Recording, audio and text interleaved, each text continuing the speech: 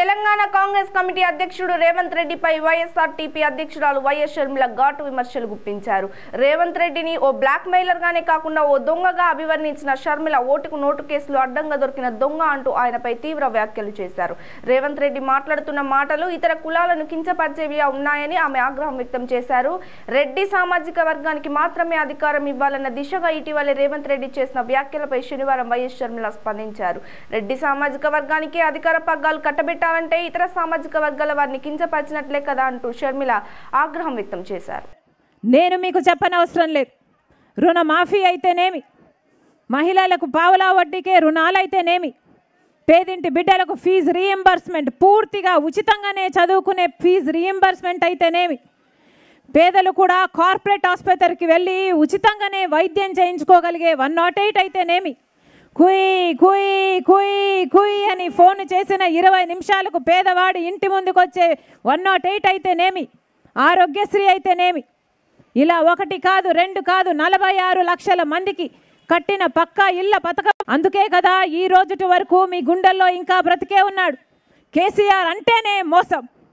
కేసీఆర్ గారు మోసపు పాలన వల్ల తెలంగాణ ప్రజలు ఈరోజు అల్లాడిపోతున్నారు.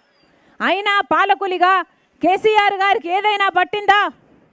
రైతులు ఆత్మహత్యలు చేసుకుంటున్నారు. తెలంగాణ ప్రజలు ఈరోజు అల్లాడిపోతున్నారు.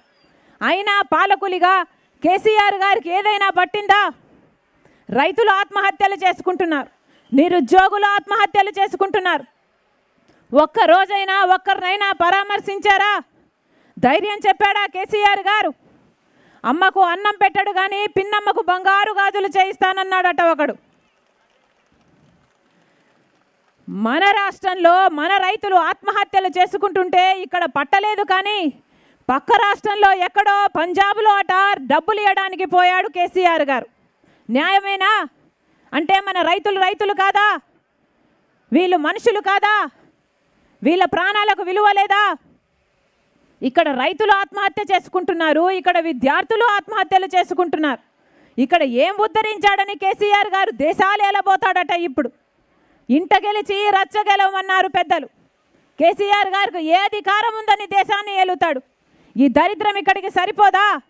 దేశానికి కూడా కేసీఆర్ దరిద్రం అవసరమా? మాటికి అవసరం లేదు. మంచోడంటే మంచం కోళ్ళు ఎత్తుకుపోయాడట. ఉద్యమకారుడు కదా అని కేసీఆర్ గారి చేతుల్లో పాలన పెడితే ఏం చేశాడు కేసీఆర్ గారు? బంగారు తెలంగాణ అని చెప్పి పేదలకు అసలు బతికే లేకుండా చేశాడు కేసీఆర్. బంగారు తెలంగాణ అని చెప్పి అప్పుల తెలంగాణగా, ఆత్మహత్యల తెలంగాణగా మార్చాడు కేసీఆర్. బంగారు తెలంగాణ అని చెప్పి బీర్ల తెలంగాణగా, బార్ల తెలంగాణగా మార్చాడు కేసీఆర్. వాస్తవం కాదా?